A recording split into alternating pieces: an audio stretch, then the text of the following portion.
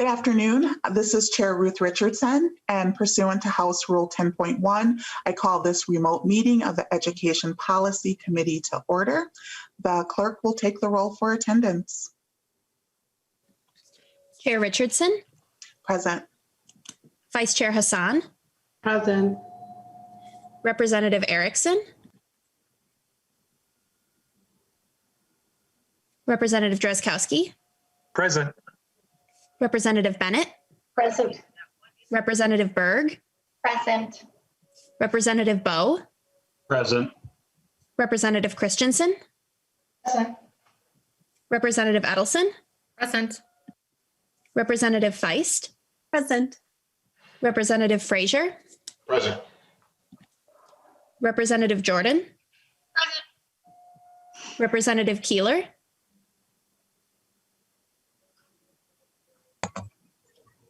Representative Moeller. Present. Representative Mueller. Present. Representative Poston. Poston, present. Representative Scott. Representative Erdahl. Present. Representative Wozlowick. Present. Representative Erickson. Present. Representative Keeler. Present. Representative Scott. Madam Chair, a quorum is present. Thank you, Ms. Larson. Representative Berg, have you had a moment to review the minutes from the March 1st meeting? I have, Madam Chair, and I move the minutes. Thank you, Representative Berg. Any discussion to the motion? All in favor, please say aye. Aye. Aye. Any opposed? The minutes are approved. First up on the agenda for today, we have House File 1408. Representative Becker-Finn. I will move that House File 1408 be re-referred to the Education Finance Committee.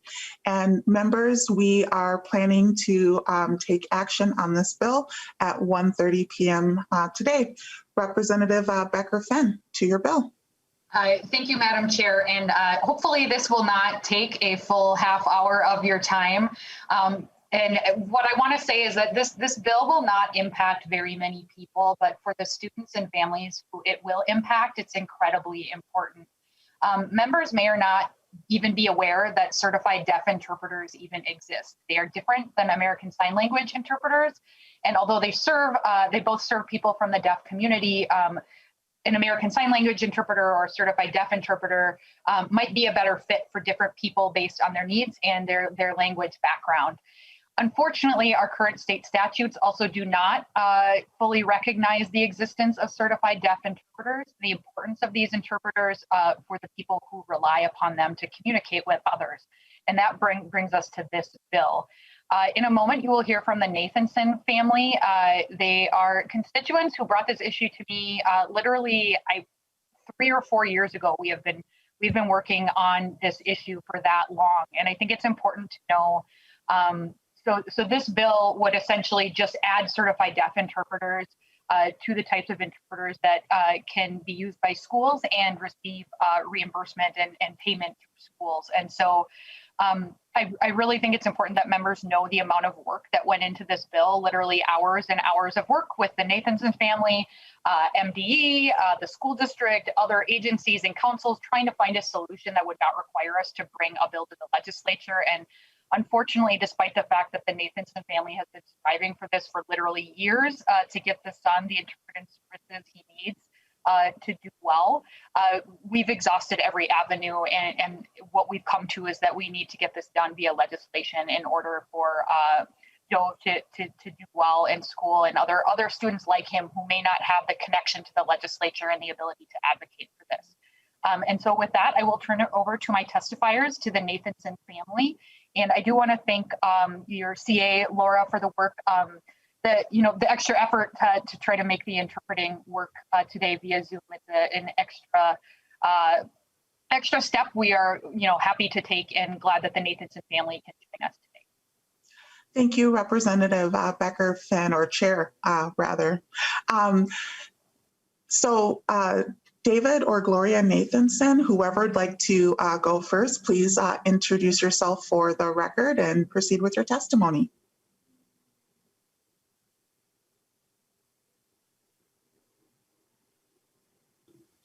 Hello, my name is Gloria Nathanson, and I am the mother of the student that's here, Dove, and I'm going to turn it over to Dove Nathanson because this is what impacts him. And he says, hi, my name is Dove Nathanson. I am in 9th grade. I am deaf, and my native language is American Sign Language, ASL. I have gone through years of being denied equitable access to my education because districts say that there's no legal recognition of certified deaf interpreters within the K-12 system and the services they provide, CDIs. CDIs are trained linguistic cultural experts that work with deaf and hard of hearing people to ensure equitable access. My parents helped me advocate to get them for a long time, but we often have faced the stone wall of an excuse that they need to be legally recognized within the K-12 interpreting statute in order to be made available to deaf and hard of hearing students. Being denied the support that could be provided has caused me to unnecessarily struggle academically and has contributed to delays in my educational progress. The solution for the problem seemed to be simple enough: fix the statute. So our family and friends have advocated for this necessary change for several years now, working with the Minnesota Department of Education and the Minnesota Commission of the Deaf, Blind, and Hard of Hearing on this issue. I want to thank my representative, Jamie Becker-Finn, for her commitment to making sure that every deaf and hard of hearing student is afforded their right to an accessible education and bringing this bill forward. I request that you pass this bill so that the excuse can no longer be used to deny access for kids like me anymore. I need full language access for my education and my future. Thank you. And sorry, Dove, not David. Thank you for your testimony. I think that is it for your testifiers, Representative Becker-Finn. Thank you, Madam Chair. Yep, and as I noted, that this bill doesn't impact a lot of students, but for the students who it does impact, the impact is huge.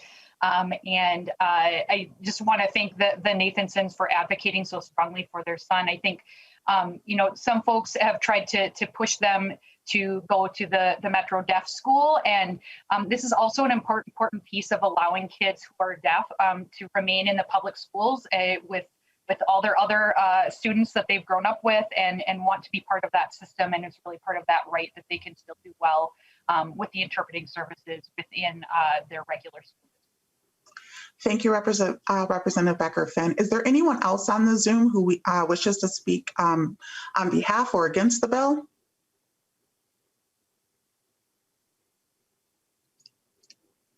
Hearing none, we'll go to member discussion. Representative Erickson. Thank you, Madam Chair, and thank you, Representative Becker-Finn, for this proposal. Won't there be a special education aid impact? Because now interpreters will be defined according to 125 8.76 subdivision 1 as essential. Chair Becker-Finn.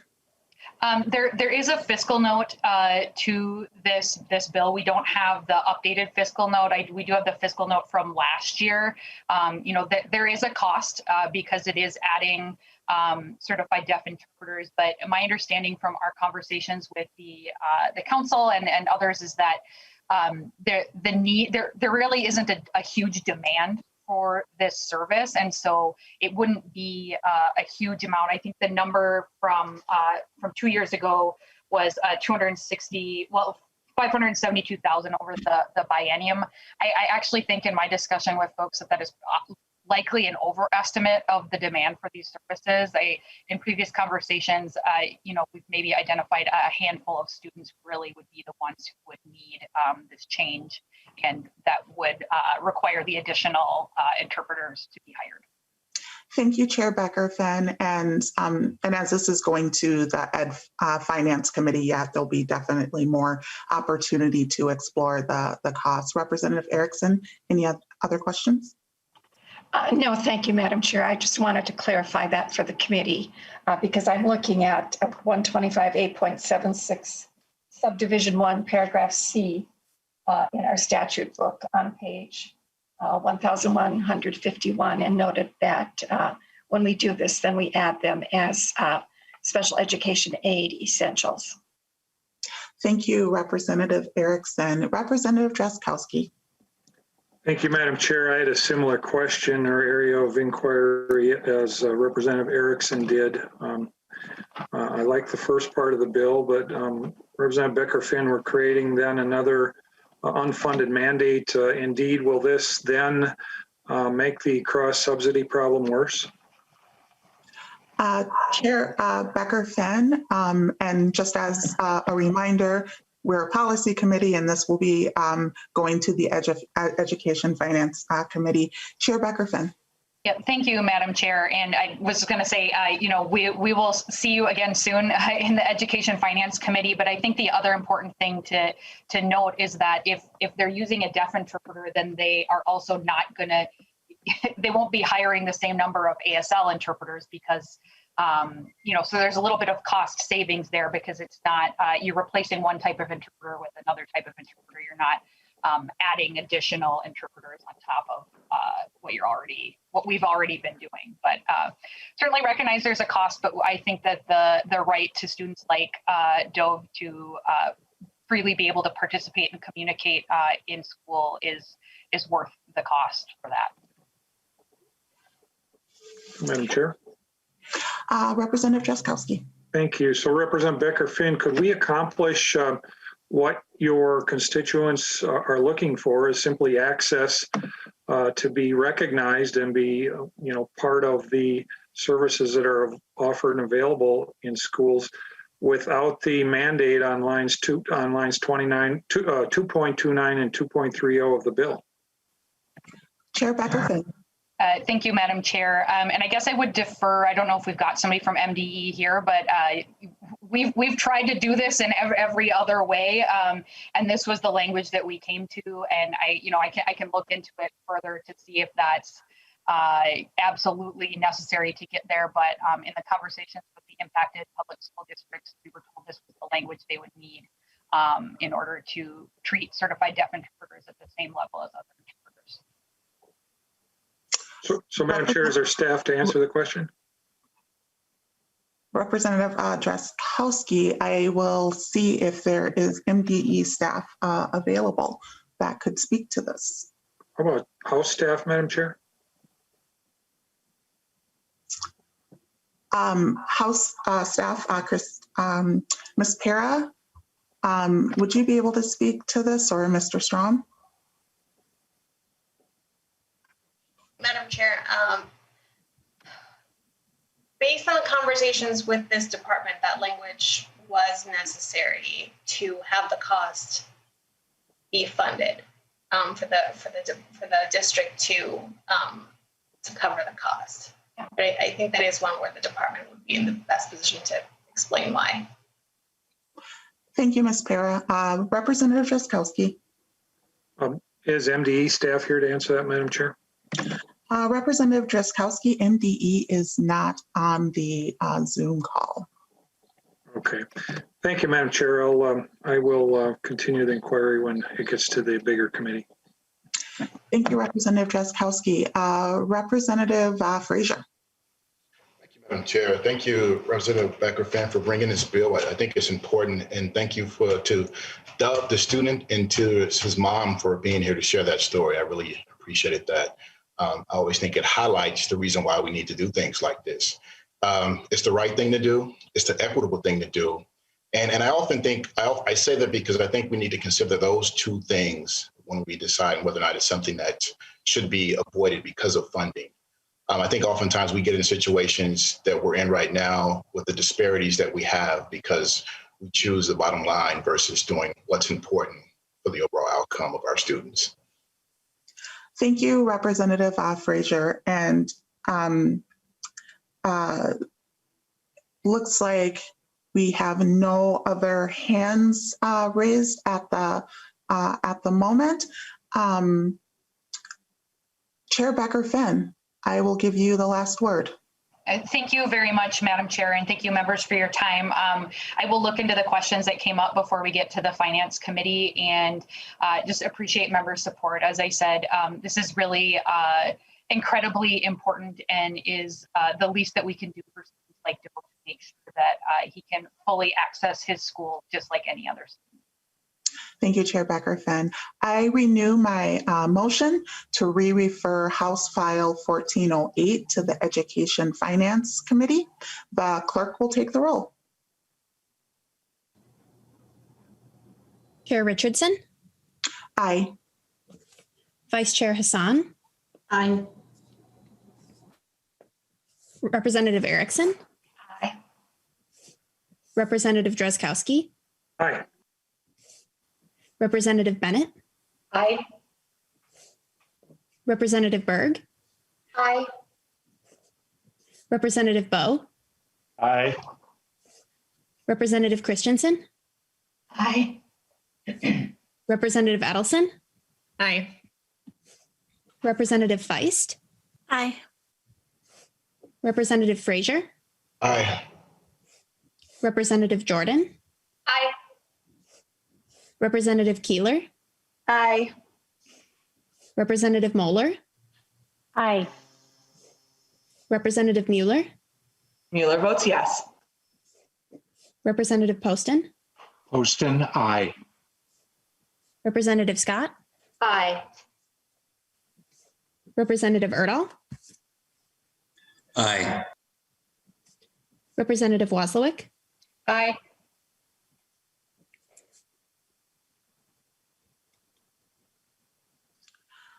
Thank you, Chair Becker-Finn. You are on your way to the Education Finance Committee. The motion passes. Moving on to House File 1712, we have a time certain of 2 p.m. For moving on this bill. Representative Keeler, would you like to make a motion? Thank you, Madam Chair. I would like to make the motion to move House File 1712 over to Education Finance. Okay, the bill is now before us. Please proceed. Thank you, Madam Chair and members.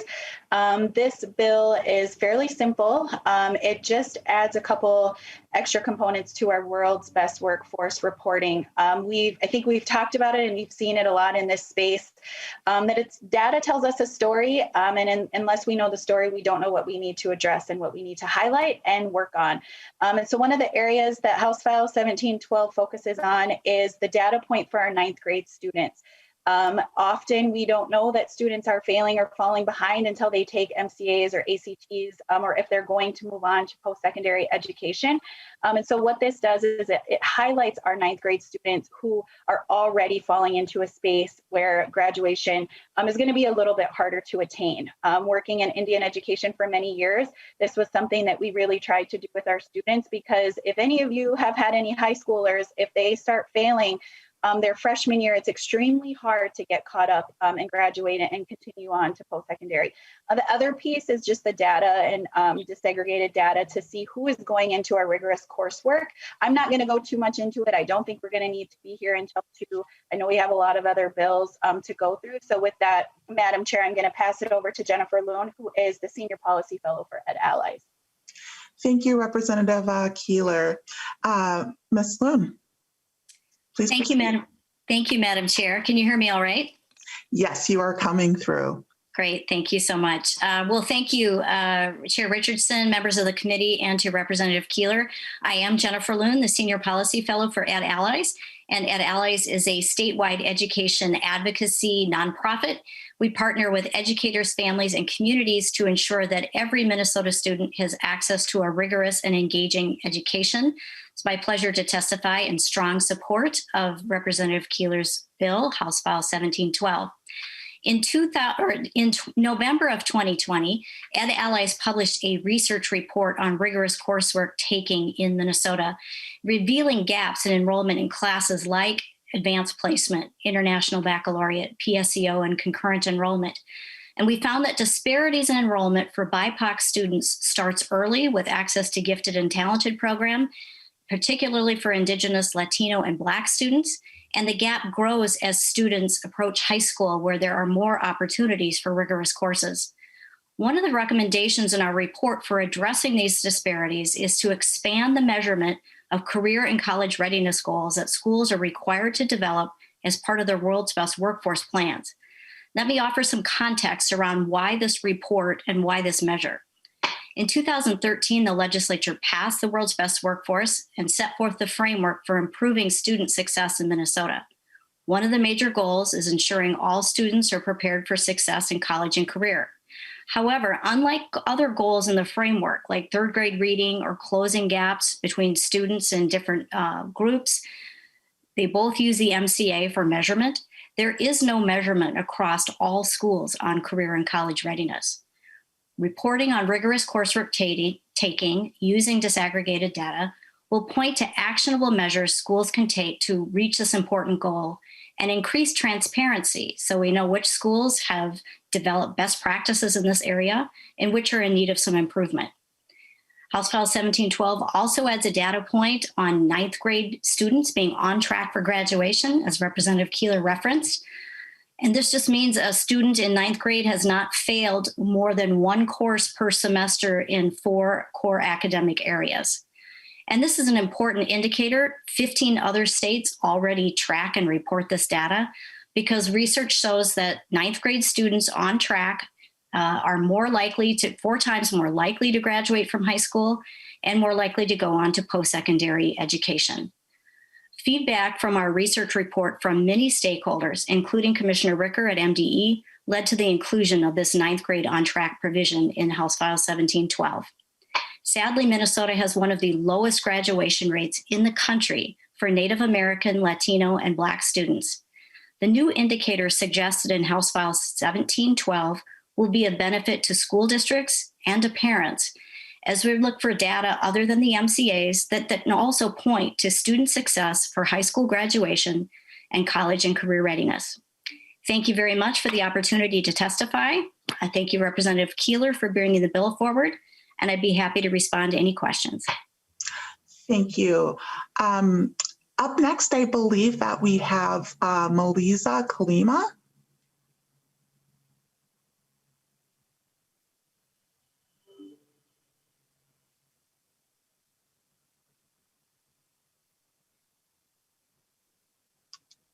Okay, not hearing from her.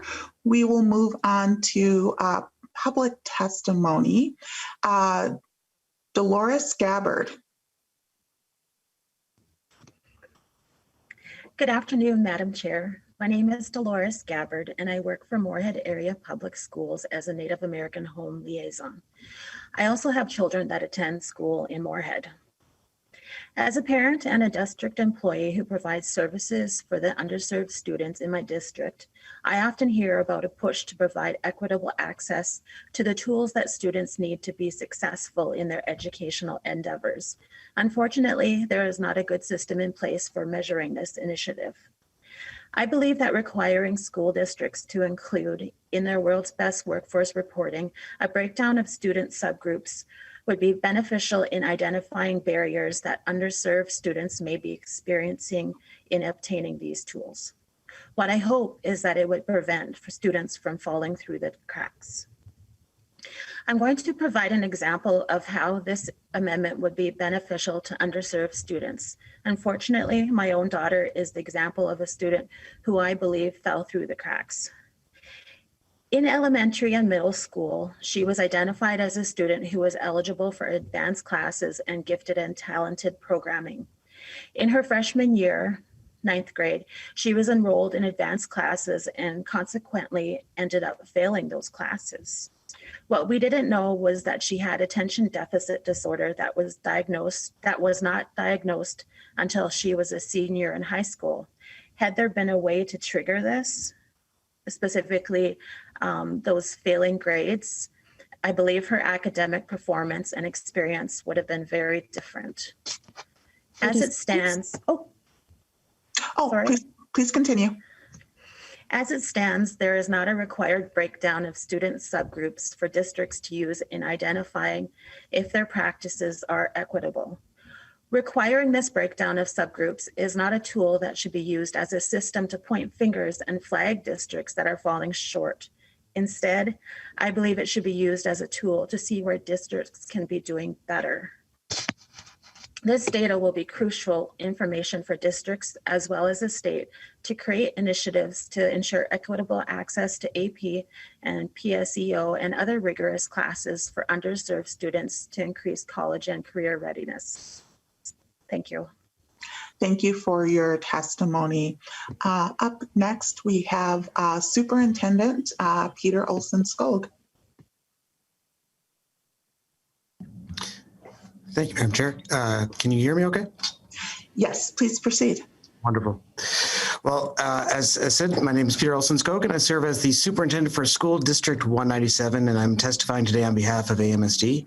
I would offer 3 general points in regard to this bill. First is in regard to the intent of the bill.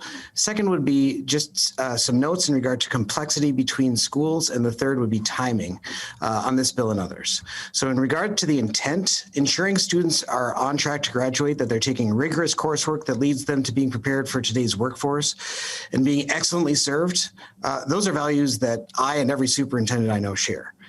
Furthermore, eliminating race and ethnicity gaps in these types of achievement and success measures are clearly part of our work, and given those gaps still exist, we clearly have more work to do. Again, every superintendent I know shares the values to see those gaps closed, and it's evident in collaborative initiatives like Reimagine Minnesota. I can speak locally and say that 2 of the 3 priorities that we have in our strategic framework are embodied directly in this bill. And I applaud looking at more broadly. I've testified before in regard to how MCAs are insufficient in and of themselves. And so I appreciate how this bill is looking at more measures than just MCAs. While I do, and I think most of my colleagues agree with what this bill is trying to achieve, I would comment on a couple of things that should be considered in the language.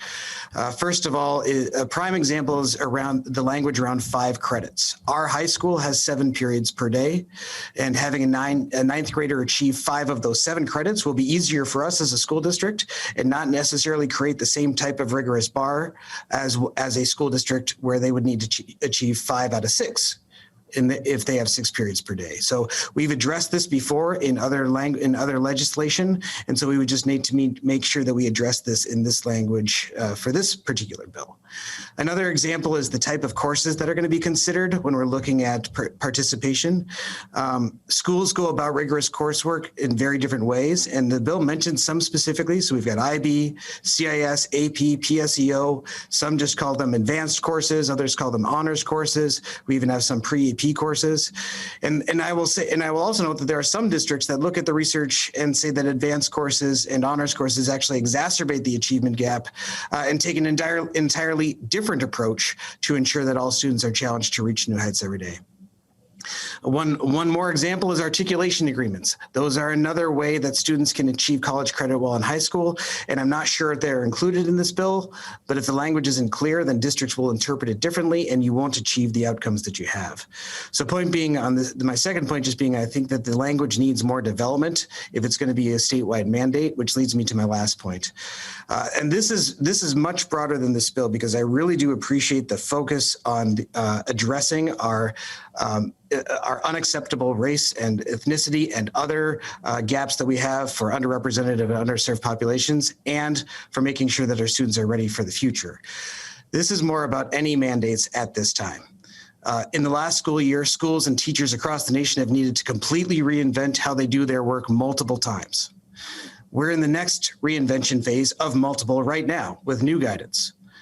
In addition to that, we have created systems to provide emergency care for our healthcare workers and more. We have prepared and delivered as a state millions of meals to our families' homes, and we have ensured families have internet connectivity.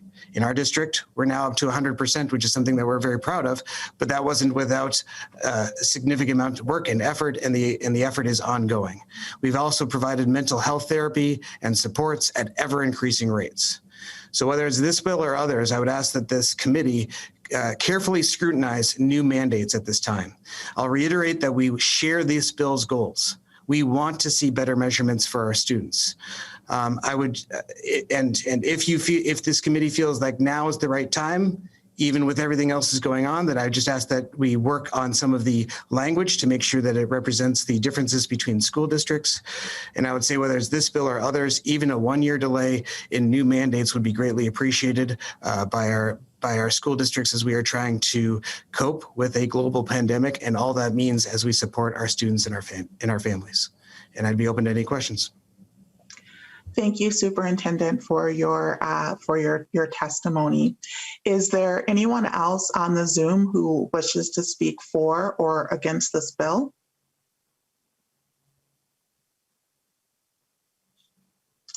Hearing none, Representative Erickson. Thank you, Madam Chair. And this is a comment, not a question, because I really do like this proposal. But it makes me think of what we've had in statute for several years when it comes to cultural competency, because I think what we have out here is a belief gap. And that belief gap is that the expectation of a student to excel is not always something that's on the mind of a teacher for a variety of reasons.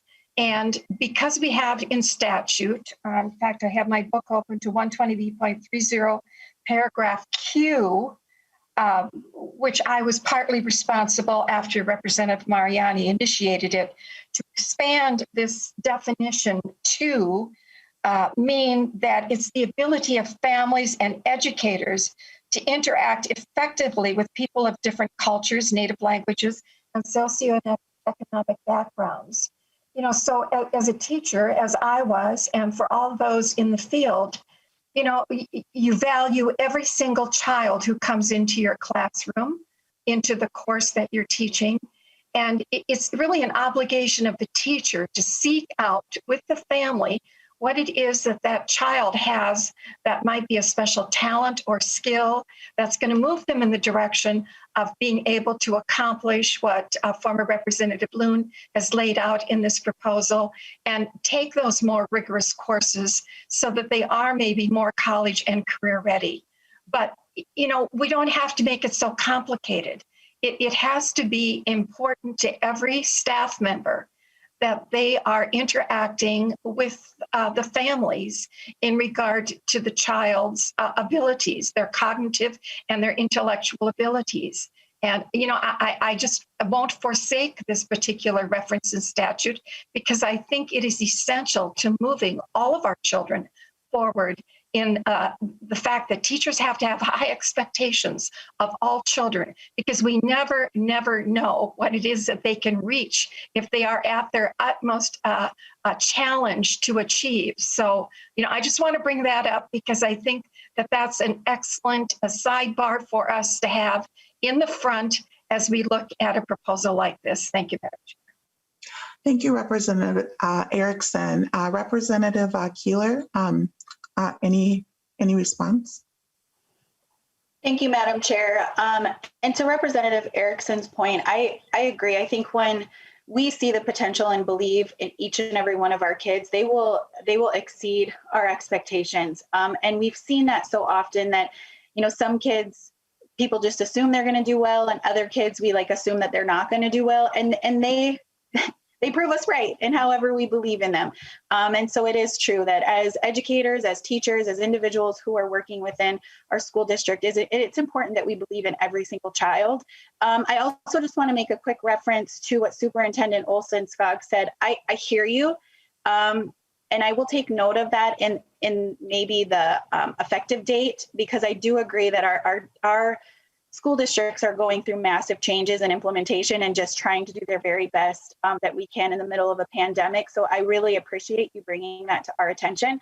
again, I think that's what we're here for, is to hear our communities and hear the concerns so that we could work together for the most effective change. So with that being said, I don't really have anything else to add, Madam Chair, and I would support any yes votes on this.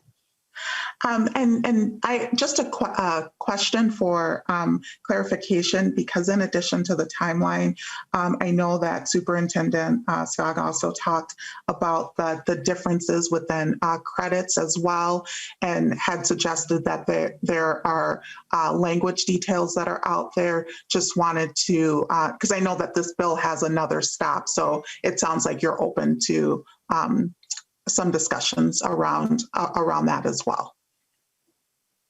Yes, Madam Chair, I would, that also is something that's great. I don't know if it's a percentage language change or something along those lines, but we would be happy to have a conversation offline if you want to reach out to us, because again, we want to make this as easy to implement, both in time frame, because at the end of the day, I think we do all have the same goals. So yes, I'm very open to making some of those language changes.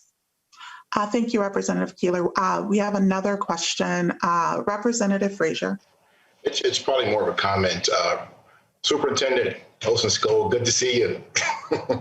It's been a while, but thank you for providing those comments. I think they were important, because I do think we're going through tremendous, districts are having tremendous issues right now dealing with this pandemic. And we do want to make sure that we're conscious of what you all are dealing with as we're coming out of this pandemic. And also, we want to make sure we get accurate data. I have an idea. I know I likely understand what the data is going to show us, is what we know already. And Superintendent, you talked about much of what your district's doing already to address some of these things. But I always believe it's good to have data, but I also believe it's good to have good, accurate data so that we can take action based on that data. So Representative Keeler, thank you for bringing this bill. Representative Moon, thank you for being here to provide insight on it. And I'm looking forward to voting for it, and to also looking forward to what we're going to be able to do in the future when we have some accurate, solid data. Thank you. Thank you, Representative Frazier. So with that, Representative Keeler renews her motion to re-refer House File 1712 to the Education Finance Committee. The clerk will take the roll. Chair Richardson. Aye. Vice Chair Hassan. Aye. Representative Erickson. Aye. Representative Drazkowski. No. Representative Bennett. Aye. Representative Berg. Aye. Representative Bowe. Aye. Representative Christensen. Aye. Representative Edelson. Aye. Representative Feist. Aye. Representative Frazier. Aye. Representative Jordan. Aye. Representative Keeler. Aye. Representative Moeller. Aye. Representative Mueller. Mueller votes yes. Representative Poston. Poston, aye. Representative Scott. Aye. Representative Erdahl. Aye. Representative Wozlowick. Aye. Madam Chair, there are 18 ayes and 1 nay. Thank you, Ms. Larson. And with that, the motion passes. And Representative Keeler, congratulations. You're on your way to education finance. I will take this opportunity to pass the virtual gavel over to Vice Chair Hassan. Thank you, Madam Chair. And next we have House File 951. Representative Richardson, would you like to move your bill? Thank you, Madam Chair. I move House File 951 to be laid over for possible inclusion in the omnibus bill. Rep. Richardson, to your bill. Thank you. House File 951 builds upon a bipartisan bill that passed in 2020 that would limit dismissals for children participating or enrolled in a pre-kindergarten program. This bill would extend that limitation to students in kindergarten through third grade unless non-exclusionary discipline measures have been exhausted and there's an ongoing issue of a serious safety threat to the child or others. Minnesota is home to some of the worst disparities in school discipline in the nation. Nationally, Black students are suspended at a rate of 3 times more often than white students. Here in Minnesota, Black students are 8 times more likely than their white peers to be suspended or expelled. Nationally, Indigenous students are 4 times more likely than white students to be suspended, but here in Minnesota, Indigenous students are 10 times more likely to be suspended or expelled. Students with disabilities are experiencing disparities as well. In Minnesota, they are twice as likely as their non-disabled peers to be suspended or expelled. The data is clear. Student misbehavior is being addressed differently across race lines and disability. There is wide discretion in school discipline decisions, and within that discretion is where the disparities can form. Today, I'd hope that Dr. Johnson, the former superintendent of Minneapolis Public Schools, could be here to share stories of the work that she's done to address school discipline disparities. Unfortunately, she could not be here. So I want to share a story that she shared with our committee earlier this session. She told us the story of a little Black girl who I believe was in the 1st grade, and she came to school with lip gloss. And during class, she kept applying that lip gloss. Seeing it as a distraction, the teacher confiscated the lip gloss. The student, upset, ran from the room. That student was suspended for creating a disruption and creating an unsafe environment. Compare that with the second story that she shared with us of an older white middle school student who repeatedly kicked a door, destroyed property, and caused significant monetary damage. That child was given a timeout. The reality of different treatment is exactly why this bill is needed. Looking at the data, the number one reason students are being suspended falls under the category of disruptive, disorderly conduct, and insubordination. With the disproportionate push out of Black, Indigenous, and students with disabilities comes harmful short and long-term consequences. We cannot talk about the opportunity gap without talking about the school discipline disparity. We cannot talk about the achievement gap without acknowledging if kids are not in the classroom, they are going to have barriers meeting developmental and learning milestones. We also have to talk about how suspensions in the early years impact high school graduation rates and impact the school to prison pipeline. Addressing the school discipline disparity is one of the first steps to addressing the opportunity and achievement gap. If kids are not in school, we will not close gaps. This approach is about compassionate accountability.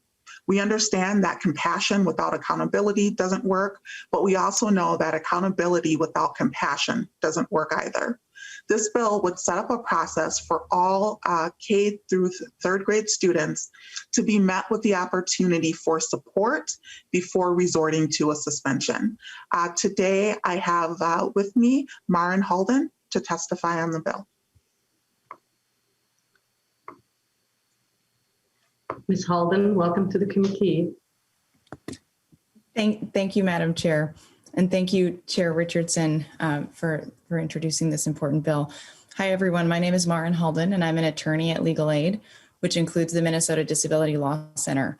I'm also here as part of the Solutions Not Suspensions Coalition, which is a group of parents, community members, and advocacy organizations working to end racial disparities in school discipline and promote alternative practices. House Bill 951 is a critical step to ensuring that young learners in Minnesota have full access to school and the supports they need to be successful in school. As Chair Richardson said, it expands the full and equitable participation in learning, early learning provisions to include students in kindergarten through 3rd grade. So this already applied to pre-kindergarten students, and this bill would mean that kindergartners, 1st graders, 2nd graders, and 3rd graders could not be suspended. and could only be expelled or subject to exclusion under limited circumstances. Those limited circumstances are when a student has presented an ongoing serious safety threat and when the district has utilized the non-exclusionary discipline resources outlined in the bill. These include collaborating with the student's family or mental health or education specialists, making a plan with the family about needed supports for the child in school, or referring to additional services such as special education. This is the right approach for kids these ages. Suspensions are not helpful for young learners and, as we know, disproportionately impact Black, Indigenous, and students of color. Young students who present with behaviors at school really need support, as those behaviors are almost always the student's way of saying, I have needs that aren't being met. I represented many young clients with extremely disruptive behaviors, some of the more than we usually talk about in this committee. And those behaviors were always my clients' way of demonstrating that they simply couldn't handle the stress that they were experiencing at school for a variety of reasons, and that they didn't have access to appropriate coping skills. And what my clients needed in those circumstances was support to build more appropriate coping skills and to be able to use them in the school environment. Removing students from school in these situations actually makes it worse. It sends a message to the student that they don't belong in school and that school isn't a place that can help them learn how to handle being overwhelmed. This is particularly harmful to students of color who may already experience other barriers to feeling like they belong at school. As Chair Richardson noted, being suspended as a young age has long-term consequences. A U.S. Department of Education policy statement notes that children suspended in their early school years are 10 times more likely to drop out of high school, 10 times more likely to experience academic failure and grade retention and face incarceration than those who are not. So the racial disparities that we see in the use of suspensions in these young ages drive disparities in educational outcomes throughout students' careers and lives. And research also shows that removing students from school doesn't improve outcomes for other students. This bill removes the options of suspensions, but does allow for expulsions and exclusions in very limited circumstances when the student presents an ongoing serious safety threat and after steps have been taken to support the student. This allows schools to ensure that students who do have those really, really highest levels of need have the supports that they need and can be served in the settings most appropriate to them. We know that many districts and schools across the state are really well on their way to developing and using alternative approaches that are more appropriate to meeting students' needs. And this bill would ensure that young learners across Minnesota don't experience that harmful exclusionary discipline, and instead it encourages getting them the support that they need. We're so grateful to you, Chair Richardson, for your leadership on this bill, and thanks to the committee for your time today. Thank you, Ms. Halden. Next, we move to public testimony. We have Adil Abdul. Adil, are you with us? I think so. This Zoom thing, man, I'm too old to get the hang of this. Thank you so much, Madam Chair. Members, many thanks again for the opportunity to testify. You know, I was going to read what I wrote, which is part of the written, and maybe if I have time, I can read at the end. But I want to, Maren was my attorney. I want to just speak to you from the heart as a parent who has a child who has autism, nonverbal autism, and had behaviors that day because the teacher took away his communication device. He speaks either through sign language, which she didn't understand. She didn't know sign language. Nobody taught her. And she took away his ProLago device, so he couldn't tell her what he wanted. And then even though autism is a routine oriented, like kids with autism are very routine oriented. You have to take the same route. You have to do the same thing. And at the end of the day, his routine was to go and pick up his jacket and his school bag from his locker, and then they bring him out to the car. He needed one-on-one, right? So they changed this day. The teacher brings him his jacket and his school bag. So his routine is disrupted. And then she takes away his communication device. So he flops to the floor. He's having behaviors. He wants to go through a door. And behind that door is where the locker was. And his teacher, Kelly Morris, instead of saying, hey, Abdullahi, tell me what you want, instead of teaching him what Maren just said, who was my attorney with that school district, teaching him what he wanted, teaching him or asking him what he wanted, teaching him how to regulate his behavior, how to cope with his behavior, how to say, okay, nice hands, show me nice hands, use your words, here's your device. She suspended my kid 5 days, not one, not 2, 3, 4, 5. 5 days. My kid didn't understand suspension back then on May 3rd of 2018. He doesn't understand it today. And I tell you, I never took him back to that school. But if I ever did, this kid will go back to his locker, will finish that routine, then will leave. So do we want teachers and principals to punish children because of a behavior that is due to their disability, because the teacher wasn't prepared? She didn't have the resources. And I know the teachers unions and the principals, they're going to come in and they're going to say, we don't have resources, it's unfunded mandate, and these are good ideas, and we're already doing something. I'm sorry, but with all due respect, if you were doing what you were supposed to do, you do not suspend children with disabilities due to a behavior that is because of their disability. And so I am heartbroken every day.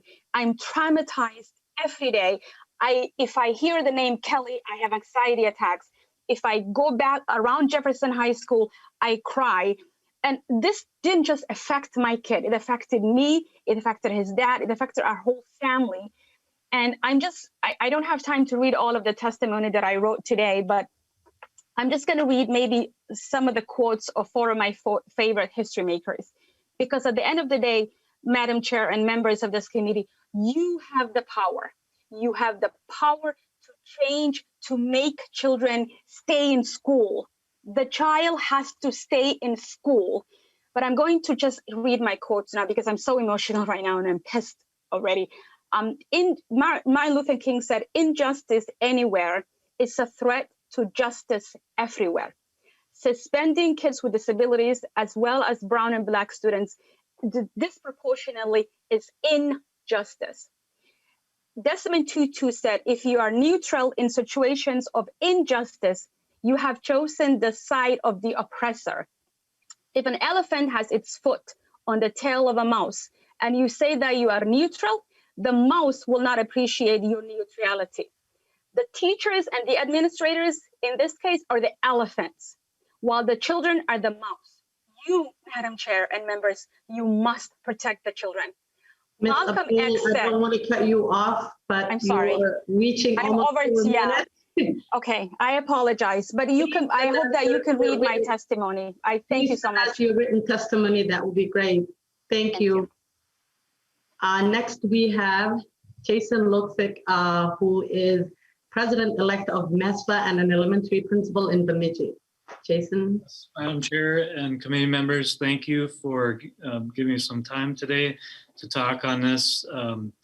I'd like to bring your attention to Subdivision 1, the disciplinary dismissals prohibited, that with the Fair Pupil Dismissal Act, that includes exclusion, expulsion, and suspension. And based on that, as a principal, that would take away the ability to suspend a student if we're working with that student and that family. I do see and support the Subdivision 2, the pieces that go along with that to help support that. And those are activities or actions that we take many times as principals to try to get that support and those systems in place. And the biggest thing is, as a principal at Lincoln Elementary and Bemidji School District, we were identified as a disproportionate discipline school with MDHR, and we've been working with them, and I've gone through a lot of different meetings to have those discussions around that data, and the pieces that keep coming up are the subjective and the objective parts of this. And I think that's what really needs to be looked at, because in the last two testimonies you heard, students, and Chair Richardson, you talked about an example that you gave of a superintendent. Those stories are ones that, as a principal, are hard for me to understand as well, because the subjective ones are what we need to focus on. That would take away our ability in this bill, because we wouldn't have that ability to suspend. And I would give you two examples. Scenario one would be, say, a student, and this doesn't happen much in elementary, but sometimes does. And if we had a student that comes into school with a knife and cuts another student, and they had the intent to hurt another student, that is a subjective piece that, as a principal, I don't know what other options there are. We definitely need to get support services for that student and help their family out and that student out. But at that point, a suspension needs to be in place so that we can move, that we can support that student, but also keep the safety of the school in mind. Scenario 2 would be a student in gym class that gets very upset during an activity, has a jump rope, and hurts another student, hits that student repeatedly and has bruises because of that. That is another subjective piece. If we look at the other side of the objective, I think that's an area we can work on that we need to. But at this point, with the bill that's proposed of no suspension before expulsion, I think that's going to really take away our ability. It doesn't happen very often, but it will take away our ability to create a safe environment for our students. Thank you, Mr. Luxick. Next, we have Sue Abderhalden. I must have butchered your name. It's fine. Thank you, Madam Chair. Member Sue Abderhalden, Executive Director of NAMI Minnesota. NAMI Minnesota strongly supports House File 951 that would prevent students in K through 3 from being suspended. These young children should not be suspended. They learn nothing from being out of school. Suspension doesn't produce good outcomes. I know Ms. Holden shared some of it, but we also know some of the studies show that children suspended in younger grades feel rejected by school and actually develop a negative attitude towards school and lose trust in adults. Often we see that children, frankly, just haven't learned how to use their words or express their emotions or how to calm themselves down. They may have experienced trauma, and we have long known that you should be asking not what's the matter with you, but what happened to you. We also know that some mental health concerns begin to emerge in these early grades, particularly anxiety and ADHD. So if we think about some of the actions that might lead to discipline, a child who acts before thinking, easily frustrated, inattentive, poor social interactions, irritable, fear of humiliation, repetitive behaviors, aggressive, can't sit still, intense rigidity, angry, defiant. And these are actually all symptoms of emerging childhood mental illnesses. Some children just simply have what we call lagging skills. They're lagging in executive function skills, language processing skills, cognitive flexibility skills, or emotion regulation, even social skills. We need to teach these children, these young children, these skills. And frankly, some may need some more intensive intervention, including mental health treatment. So instead of suspending them and thinking that a suspension will change behavior, let's teach them how to deal with frustration.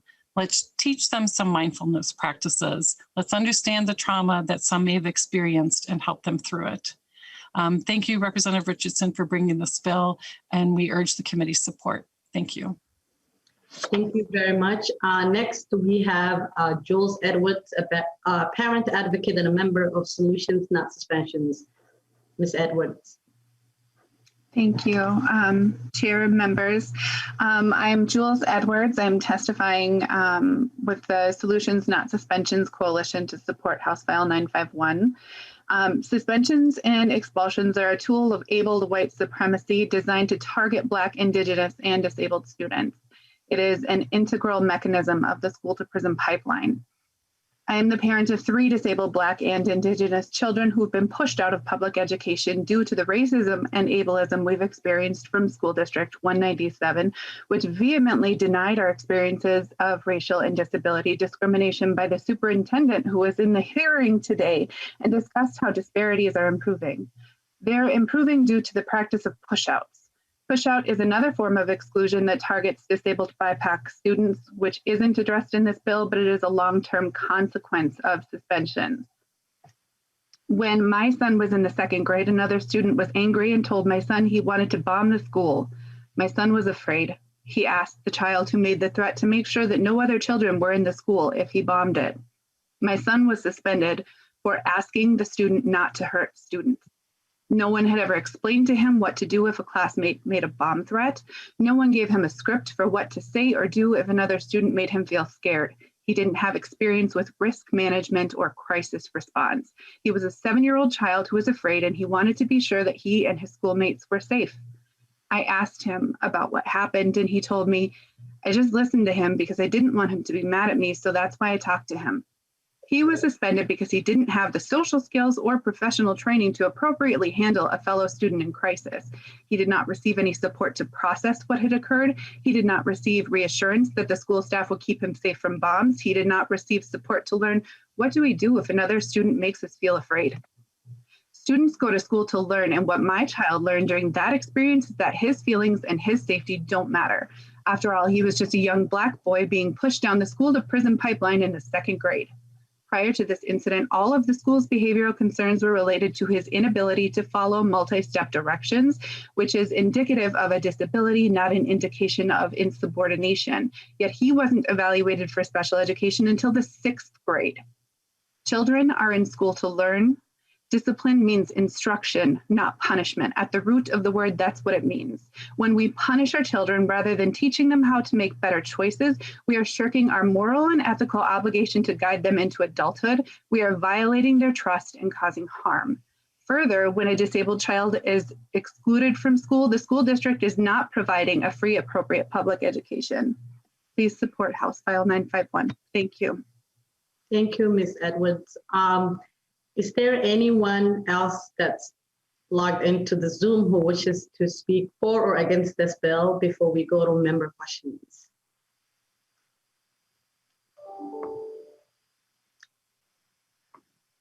All right, I guess not. Let's go to member questions. Rep. Scott. Thank you, Madam Chair. And I mean, these are some pretty troubling stories that we've heard, to say the least. I do have a friend that teaches the 3rd grade, and she's told me on numerous occasions where one of her 3rd graders is disrupting the class, is sort of out of control, right? And she has to call paras to come and sit with the child. They cannot touch the child, and she, in the meantime, has to escort all the other students out of the room. And, you know, it's not just a one-off situation. And so my concern, and I know somebody gave testimony that there's no data that it disrupts other kids' learning. I really have a hard time believing that if that's happening on a fairly regular basis, that's not true. Or that is true. My concern here is, you know, are teachers being taught how to diffuse these situations? And I also have concerns where I've heard stories of students as young as 3rd graders going up and punching the teacher in the gut, which sets a really bad example for the other kids in the classroom. And so my head's just swirling with what the solution or solutions would be for these situations, because I feel like the teachers need to be trained, but I feel like, as Ms. Abderholden alluded, that these kids need to be taught coping skills and those sorts of things. But do you teach all of that while they're in the classroom? And how does the teacher have time to teach that child those coping skills while she's trying to control the rest of the classroom? I'm trying to fit the puzzle pieces together on this. And I'm just not sure, maybe I just don't understand, and maybe the teachers on the committee can help me understand how these situations are handled now compared to how they used to be handled, and just what the solution is there while it's happening in the classroom. And what a teacher is supposed to do to advocate not only for that child, but the other kids in the classroom as well. And I don't know who that question goes to, but those are some of my concerns. And I certainly understand that a kid can't learn if they're not in the classroom, but if they're disruptive while they're in the classroom, they're not learning then either. So if somebody could help me put some puzzle pieces together, I'd be appreciative. Thank you, Madam Chair. Chair Richardson. Thank you, Madam Chair, and thank you, Representative Scott, for your questions, well-nuanced questions, and I think it really gets to some of the complexities of the issues. And so when we are thinking about ways that we can address these issues, we know for sure that it's complicated. We have kids who are coming into schools and into classrooms who may have significant histories of trauma. They may have experienced adverse childhood experiences. We are, kids that may have disabilities as well. And you layer all of that on top of the fact that with our youngest learners, where they're at in terms of brain development, I mean, brains aren't fully developed until the late 20s. And so all of those things together can create really difficult challenges for schools and for teachers as well. And so I think as we are looking to what are the solutions and what are the strategies, I think that there's a number of things that have to be taken into consideration. When we're talking about school settings of where there's a disruption that's happening within the classroom, there's nothing within this particular bill that would prevent removal from a classroom. That's handled by a whole different statute in terms of thinking through if there's concerns about harm or if there are concerns about disruption. So that is probably one piece of the puzzle. In terms of thinking through the significant challenges that our students may come to schools with, housing insecurity, food insecurity. We know right now, but for the moratorium on evictions, there would be 10,000 families who would lose their homes. And so I think as we think through some of the strategies around full service community schools and wrapping around mental health services, having trauma-informed schools and teachers and administrators is also a piece of this. So I don't think it's just one thing, Representative Scott, to the question that you are raising, but when we're looking at the data and the number one reason that we see kids being suspended, it's not related to physical violence. It's actually things like disruption, insubordination, which could be the example that I gave, a child becoming upset and running out of the classroom. That was enough to have that child to be suspended. And I think that the root of what we're really trying to get to is how we have children who might have similar behaviors that are happening within our classrooms, but we're seeing kids being treated differently based on race, and we're also seeing kids being treated differently based on disability. And Madam Chair, if you're okay with it, I would also like to have Ms. Holden respond as well. Yes, Ms. Holden. Thank you, Madam Chair, and thank you, Representative Scott, for the very thoughtful question. And what I hear you grappling with there, those are really tricky things. Like, it's really challenging. And I think, and when we look at situations like the two that you described, and that was my job, representing kids who were doing the things that you're talking about, the solution really starts a long time before that moment in setting up the environment and also working with that student to build those skills. And it takes a while. I mean, you can start with it. If you've ever been in physical therapy, it's kind of like you got to teach your muscles to get that muscle to get stronger. And then eventually you may be able to use it in the moment that you need it. And so using social stories, using direct instruction, using acting out to, actually the IEP meeting for my son this morning, they were showing social stories like, I am nice to my friends. And, then he learns that by reading it, and then learns it by seeing it. And then over time can use that in a moment of stress.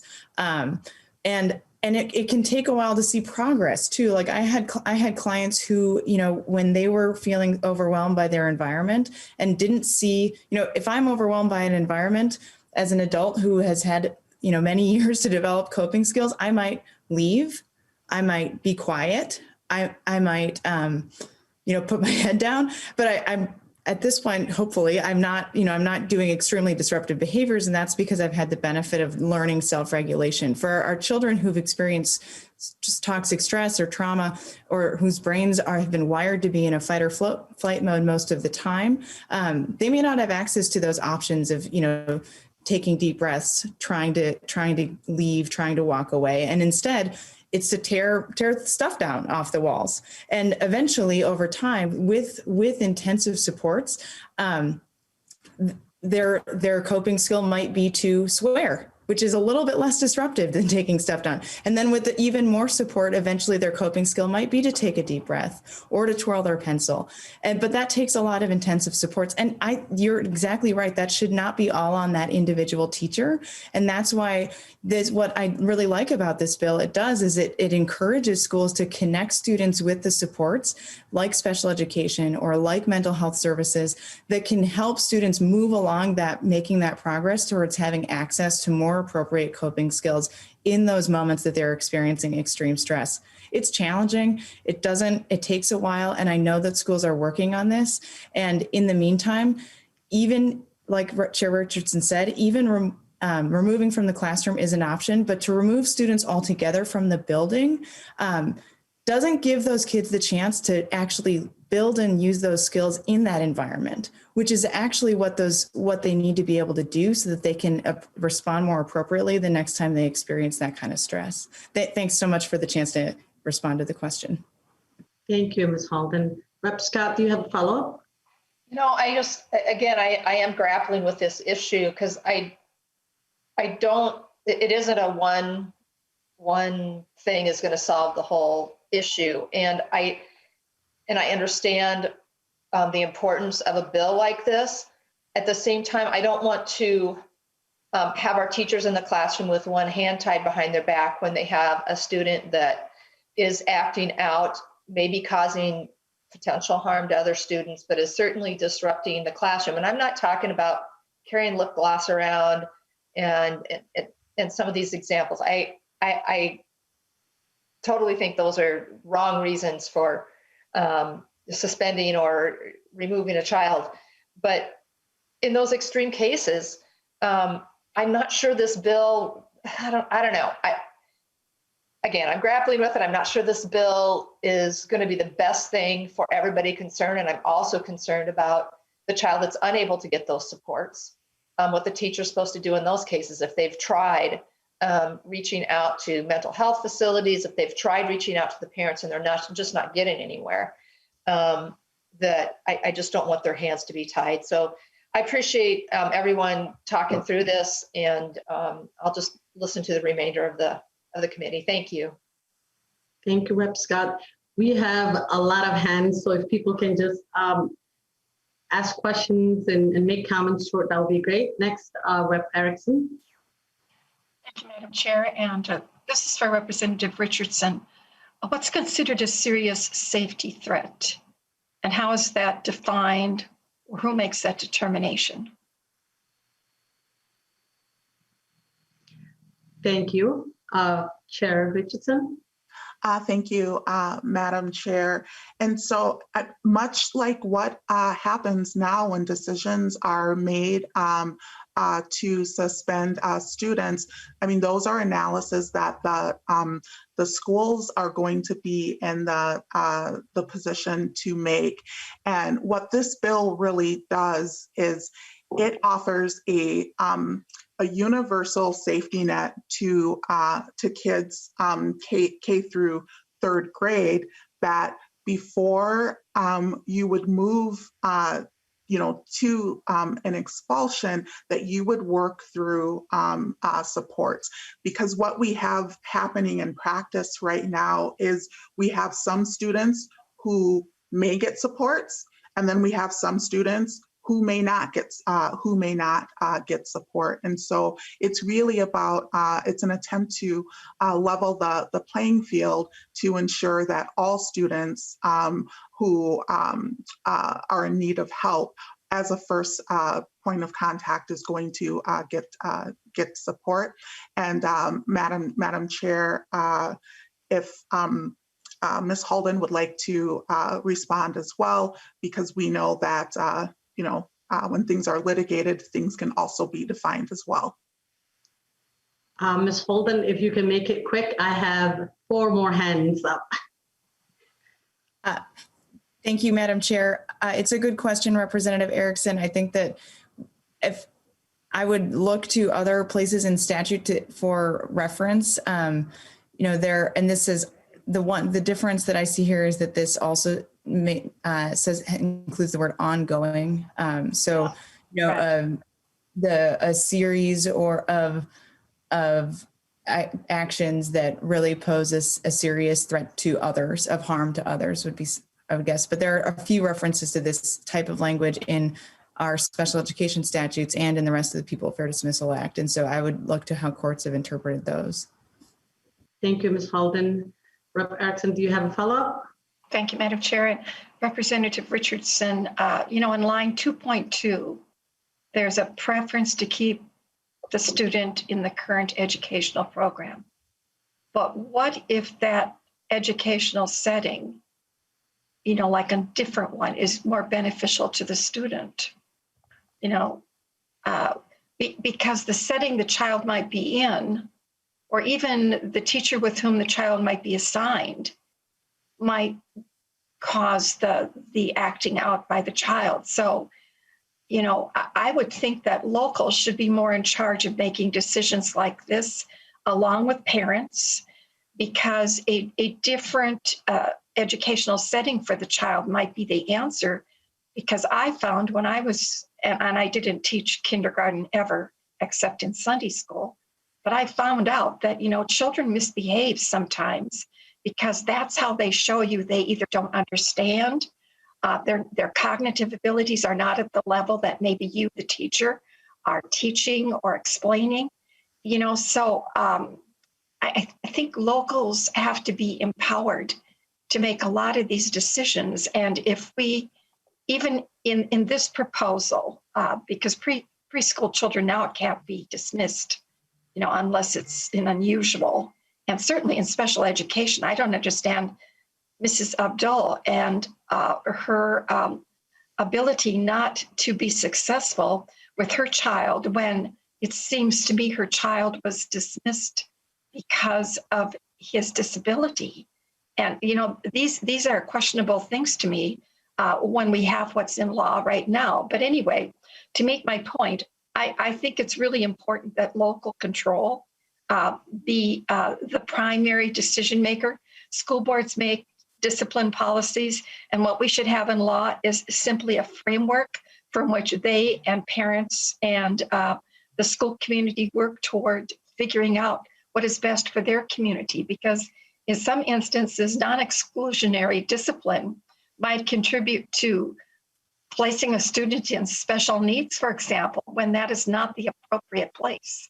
So I think that there are a lot of questions that need to be answered as this proposal moves on. And, I thank you for bringing it before us, but I just have grave concerns about it. Thank you. Thank you, Rep. Erickson. Chair Richardson, do you want to respond quickly? Yes, I'll respond quickly. Thank you, Madam Chair. I think that it's really important to know that when we're thinking through the supports and ensuring that schools are working not only with the child, but with that parent as well, that doesn't take away the ability for there to be decisions to be made that perhaps the student would be better served in special education or within a different level of school. But it engages not only the ability for schools to make decisions, but for parents as well, and the child to be involved within that as well. And with what we currently have available as a framework, the challenge that we're faced with are the deep disparities that we continue to see.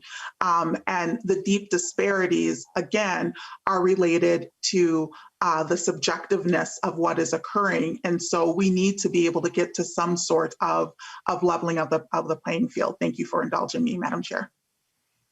Thank you, Chair Richardson. I believe there's too many hands, so I believe Rep. Ordal, you're next.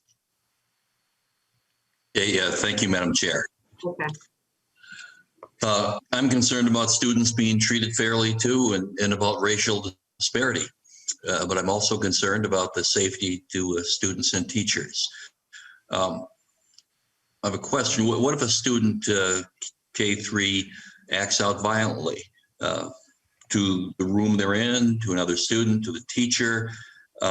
I actually have a bill that would address that by removing the student from class, not suspending from the school, just from that class for 3 days while causes and remedies are explored. I'm wondering, Representative Richardson, is that in conflict with the idea that you are using in this bill? Chair Richardson. Thank you, Madam Chair, and thank you, Representative Erdahl, for your bill. And I guess I would just go back to what's happening in schools right now. Right now, we have kids who are acting out, and to use the terminology that you used, in violent ways. The example of the middle school student that I shared who kicked a door repeatedly and caused significant damage. Again, that student was given a timeout. And so the question that I think that really comes to the root of this bill and why we're here today is to talk about the significant disparities that are persistent within the state. And Minnesota ranks among the worst within the United States, not just as it relates to these discipline disparities, because these disparities also lead to the other disparities that we see across school careers, be it the ability to graduate from high school to the school to prison pipeline, the achievement gap, the opportunity gap. And so until we can get to a place that our students have an equitable opportunity to participate in school equitably, and at this point, we don't even have an equal opportunity for our students to participate as well. And so when we're thinking about equity and we're thinking about particularly students with disability, what equity means is that when there are needs for supports and accommodations, that we're providing those things. And so what this bill is really doing is saying, as a stopgap, before we move to push out, we are going to first start with supporting our youngest learners. We're talking about kindergarten through third graders. And that's the only way that with some compassion, accountability, and support, that kids are going to be on the trajectory to reach their full potential. Thank you, Chair Richardson.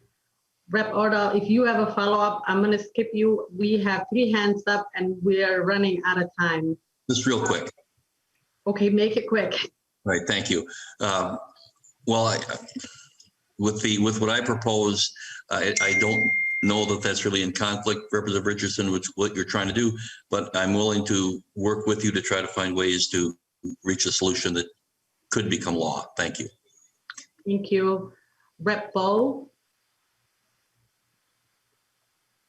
So I think both Representative Frazier and Berg were ahead of me, so I don't want to jump ahead. Is that all right with you guys? Yeah, they're okay with it. Oh, so okay. I'll go and I'll be real quick. Actually, I don't even really have a question. It's more just a statement. As I look through the bill, I see several places where it's talking about the pupil's family and parenting and parents and such. And it really occurs to me that one of the best resources, one of the best tools for a child is a stable family environment.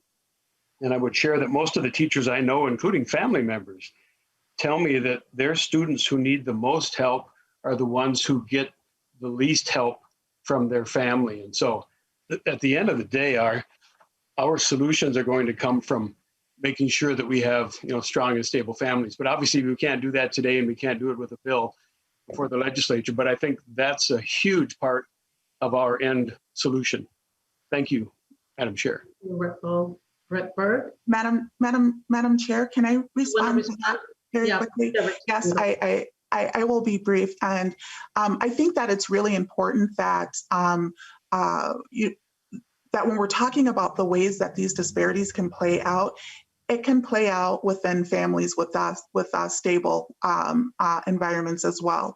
I will give you a quick example. When my son was much younger, very talkative in classrooms, he would be one of those kids that would be considered to be disruptive.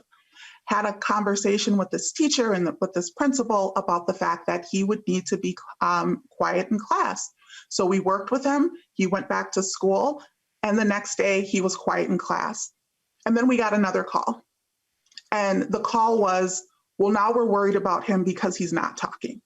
So first, he was an issue because he was talking too much. And now he's an issue because he's not talking enough. And the question that I posed to the principal and to the teacher with my son in the room is, he's been told he talks too much, and now he's told that he's not talking enough. Please give us a list of how you'd like my son to appear in the classroom each day.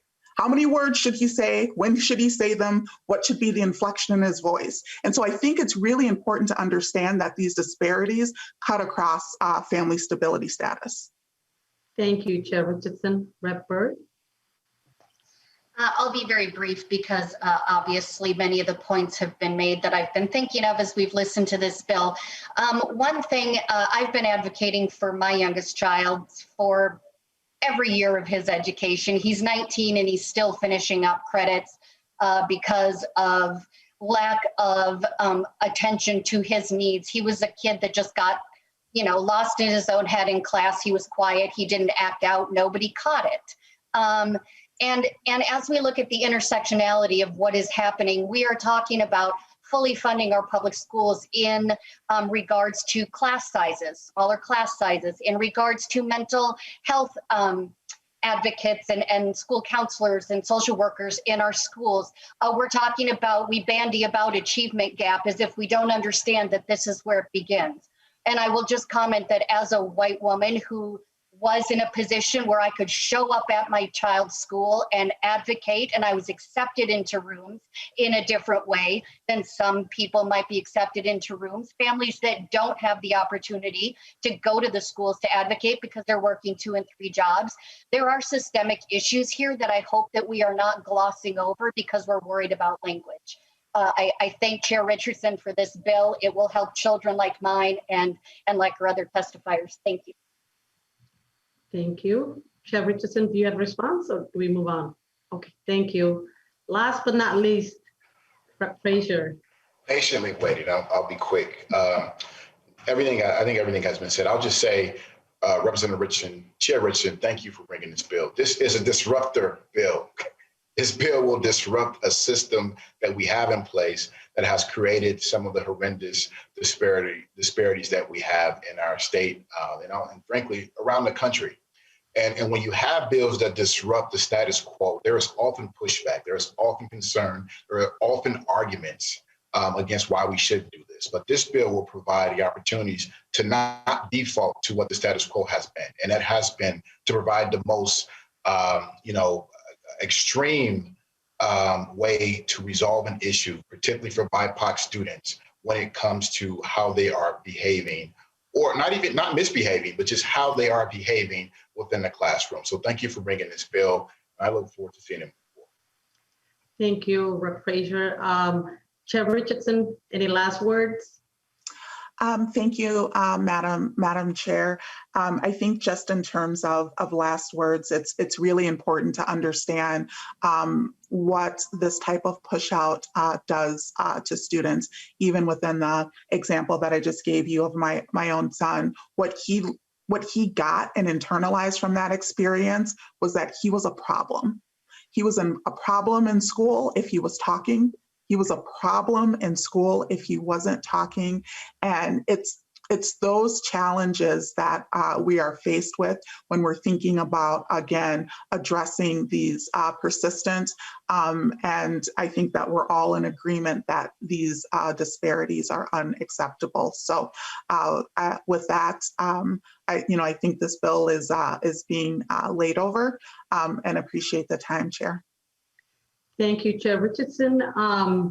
House File 951 is laid over for possible inclusion in the Education Omnibus Bill. And since there is no any other businesses, we are adjourned. Thank you, everyone.